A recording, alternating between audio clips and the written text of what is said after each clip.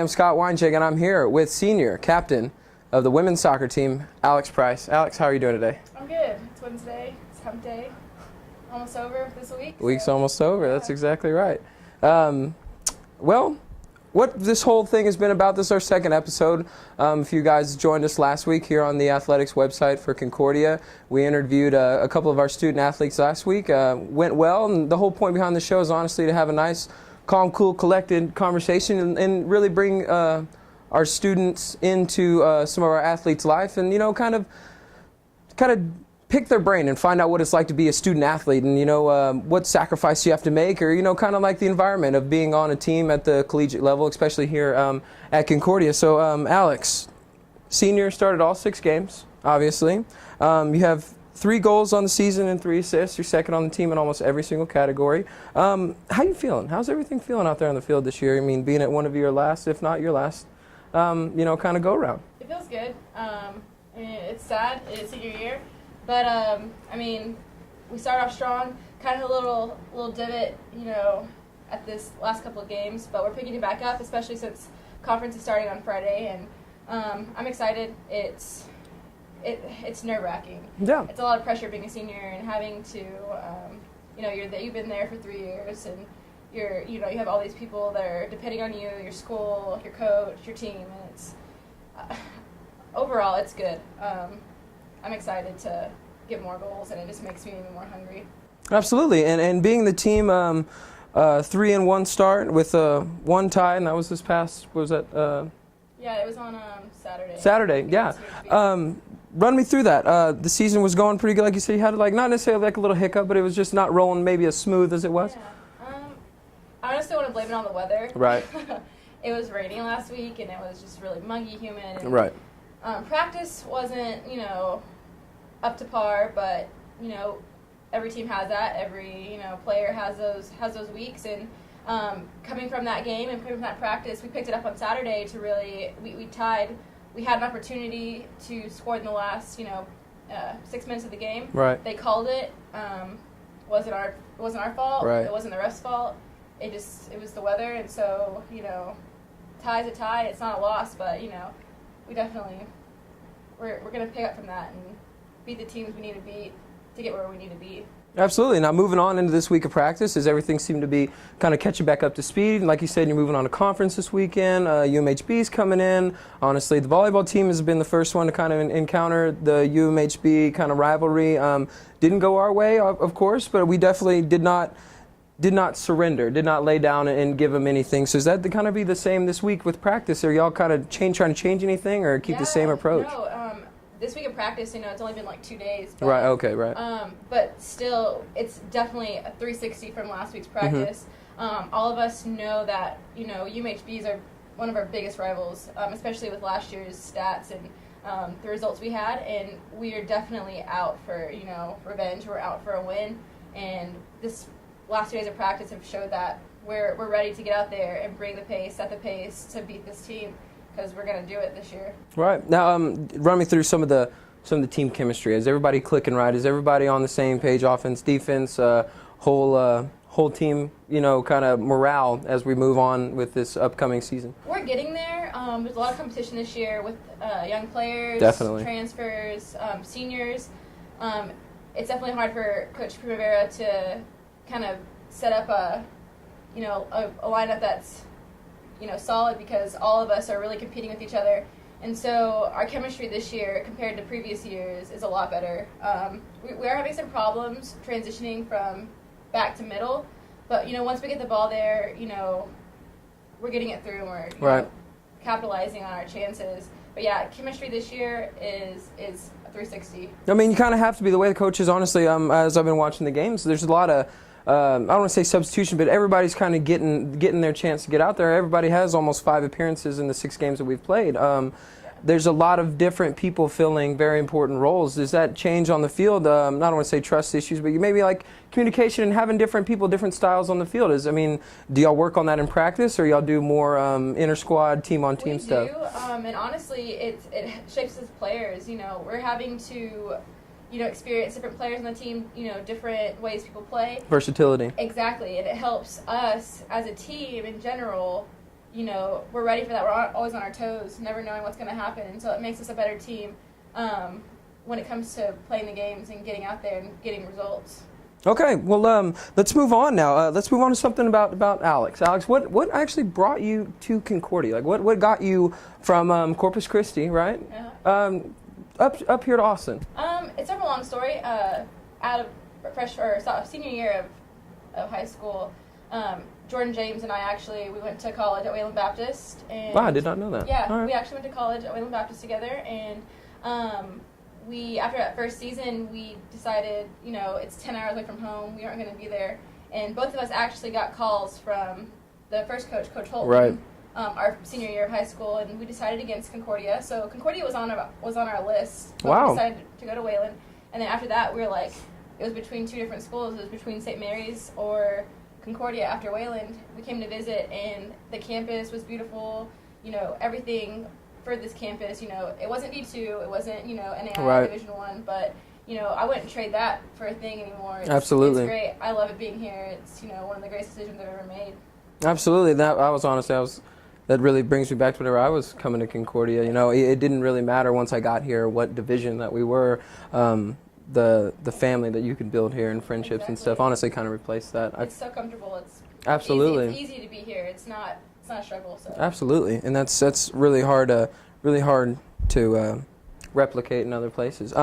So what got you started in soccer? Like, was that always been your sport? Have you always been kind of just like the soccer player? Have you ever been interested in other talent, maybe hobbies or anything else you do? I mean, soccer has been my primary sport. I started, before kindergarten. Right. 5 years old, playing soccer. It's the one thing that's really stayed consistent in my life. Okay. I've tried the t-ball thing, mm-hmm. and I played I played outfield in t-ball. Right. Obviously, that's not very effective. The ball's not going to go there. I played catcher and coach pitch, and that's really kind of not doing. Just a human brick wall. Exactly. I was just there to fill a spot. Oh, yeah. So baseball and softball didn't really work out for me. But I played volleyball, and volleyball was volleyball and track cross country were my other sports I really loved and I'm pretty good at. So I miss it, but soccer has always been my love. So. All right, Alex. Well, last question. We're going to wrap it up here, and we have Riley coming on right after you. But Alex, just tell me honestly, give us something, maybe something funny, maybe one of the most embarrassing stories or funny stories happened on the team this year. This year, God, there's nothing. I mean, I think we're an embarrassing team in general. We just do embarrassing things. Yeah. This year, no one's really done anything that embarrassing, but I can remember. Either probably Sarah falling to the ground or one of us saying something that was completely over the top. I'm going to have to get back to you on that. Yeah. Hey, it makes it lighter, though, honestly. Exactly. It does reflect a little bit more team chemistry. Yeah, for sure. But, Alex, obviously, good luck this weekend with UMHB. Thank you for coming in and interviewing with us. And, honestly, it's been a pleasure. And I look forward to the rest of the season. And like I said, good luck. Yeah. All right, guys, and now we're back. Just like that, we got Riley in the driver's seat now. Mr. Riley Zoch, junior cross-country runner. Riley, how are you, man? Oh, I'm doing great. Doing great. That's what I like to hear, man. Now, coming in your freshman season compared to last season, I did read up a little bit. I did a little creeping on you. Freshman season, you came in, and you said on that summer, after your freshman season coming in, you had taken off a little bit of time from your running, maybe your regiment and working out and stuff like that. Then came back sophomore year, obviously a whole lot stronger. You were one of the strongest runners on the team, running in a lot of the events in the top half of your class. Last season, you were second team all conference. Awesome. Congratulations on that. And then you also ran at the regional meet. Riley, just run me through how you feel in this season and going into this fall, and how's the team feeling? How are you feeling physically? And just run me through how your training has really prepared you for this upcoming season. Okay, yeah, definitely. Training over the summer changed. I went a lot harder, a lot farther, a lot longer.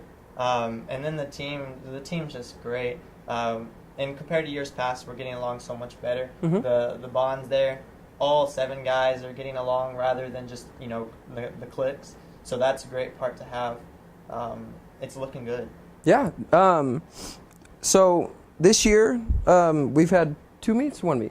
2 meets. 2 meets, right? And run me through maybe those two, the preparation with the team and stuff. Is anybody overly nervous? Everybody kind of fall into their place that you see them, and maybe in the practice before the season started and stuff? Is everybody kind of fulfilling their spot? Yeah, everybody's jumping up. You can tell the definite transition from high school to college. Right. The guys they're taking care of business. And the first meet, it was kind of a fun meet. It was just a dual meet. We won that, got first. That was great. Right. The second meet, we jumped in. We went to UT Tyler. It was a conference meet. Had 5 teams there from our conference. Right. And we came away with second in our conference, which is Not great. bad. So if we can keep that up, it'll look good. Yeah, those are good confidence boosters. Absolutely. So run me through. Same thing I asked Alex, man. What brought you to Austin? What brought you to Concordia to come and run your long distance runs and your track and field here? Actually, Concordia was my choice before I was, even thinking about college. I wanted to go to a Christian school. I wanted a small school. Awesome. And Concordia had that to offer. And then when I started running and my coach said, hey, you could go to college to run, then I decided that, hey, I should go to Concordia because I can run. It's got the small school. It's Christian. So that's a huge reason. You seem to fall right in a little perfect fit, man. It seems like if you seem to wait long enough and you try hard enough, it'll all fall into place. What got you started into running? Like, what got you that you just all of a sudden felt that you just needed to run really far, really fast, and you enjoyed it? Actually, there's quite a bunch of reasons. I guess the easiest way to say is I wanted to exercise. Okay. And at the time, I was actually chopping wood. It was Christmas. Okay. And I ran out of wood to chop, so I started running, and then realized I was out of shape. Started running, and then I realized that, hey, running's a sport. And then I joined the team and got good at it, and here I am. Yeah, most people, I guess, whenever you talk to them, they look at your sport as kind of a punishment, huh? Yeah. I didn't even know cross country was a sport until I started running. So. Yeah, I never got asked to do that in high school. That was never a good thing on my resume. The distance running thing, I don't like. How do you whenever you're going for that long, like what keeps you going? What keeps you motivated? Do you sing maybe like music in your head? Do you kind of talk to yourself, motivation? Like run me through when you're on like some of these. I saw times for like hour-and-a-half races or like 2-hour races. Like these long, excruciating distances that people just run for. Like how do you keep yourself going? Oh, okay. The good thing about long races is it doesn't hurt as soon as you start. So you can get into the race going, all right, this isn't going to be bad, and then you start it, and then, 10, 15, 20 minutes, you start feeling it. Right. But you're just telling yourself a story, or you're doing a math problem, or you're thinking about the next crazy thing you want to do later. Wow. Eventually, at the end of the run, you're just thirsty, and you have to get back home. So. That's obviously not that bad of a way to look at it. I always just try to say don't throw up. Like that's mainly my thing. Yeah. Whenever I get running that long. Actually, we push ourselves to try to throw up because if we know we threw up, then we ran hard enough. And it's actually hard. I've only thrown up once after a race. So. Awesome. How was that? Did it feel pretty good? It sucked, but at the time, obviously, it probably wasn't great. But, it was cool because I realized I pushed myself to my boundaries. Right. So. Well, that's good. That's really good. Okay. Now, what is one of your greatest accomplishments as being a student athlete or a runner? Well, as a student athlete, I kind of pride myself on my grades. I have a 4.0 still, so Woo-hoo. I guess that's Yes. a greatest accomplishment. But as far as running is concerned, I've actually won more races in college than I have in high school. Wow. And, Okay. Winning as a team is really important, Right. but being able to win one on your own is pretty cool too. Hey, man, individual stats, honestly, the higher that you individually push yourself, that brings the team up as well. Y'all do point systems, right?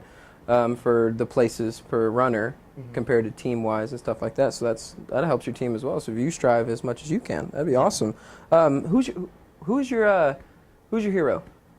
Oh, well, I have a lot of runners. One of them is Ale Gebrselassie from Ethiopia. Say that again. Ale Gebrselassie. He is a runner. Started out when he was young, and then got into it. He's really good. And he's actually been going, he's just now stepped back. Okay. And when he stepped back, instead of just being a famous runner, now he's actually the prime minister, I believe it is, or the president of Ethiopia. That's awesome. So you go from a runner to a president. All right, last one. Let's wrap it up. Riley, we're at the end here. What is the most difficult place you've ever had to run? Like the most difficult environment or possible meet that you've ever had? The one that comes to mind is the UTSA meet in Right. San Antonio. Both years we've ran there, it's rained and it's muddy, and so you want to run fast, you want to run a good time, but you Don't just hurt can't yourself. because you're slipping and Yeah, sliding. So Wow, that would definitely be tough. But all right, Riley, well, we're running out of time. Thank you so much. Ladies and gentlemen, that's the end of the 15 minutes here with Scott Weinschenk. Make sure you tune in next week. We're going to be trying doing this week by week. And like I said, we're going to be back next week with some more student athletes, possibly a coach. So stay tuned. Keep up with us on Facebook and Twitter.